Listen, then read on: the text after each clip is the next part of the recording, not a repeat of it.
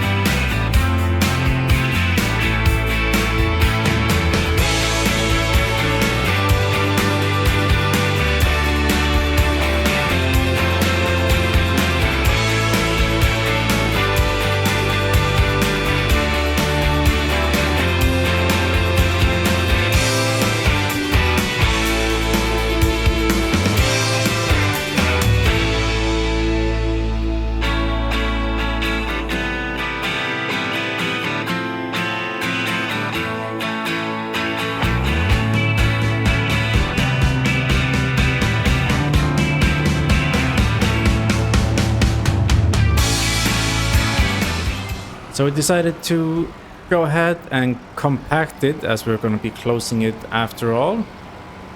We are 100% compacted. So we won't mow for quite a while, so we figured we might as well get these just shy of 100,000 liters fermenting, so we can get them into our biogas plant, make some money of it. It's been a long day, but we got the forestry cleared and got all the wood into our chipper. It has been running and it's already out of wood chips. That's interesting. And we have the sawmill, which has plenty to run for quite a while. But yeah, bunker silo has been covered, and that will be fermenting. And we can go ahead and get that loaded into our biogas plant. That is all for today. So if you enjoyed today's episode, drop a like down below, comment if you have any tips, tricks, or suggestions. Make sure to check out Artemus's channel, link down in the description, and subscribe so you don't miss the next episode of Conquering the Frontier.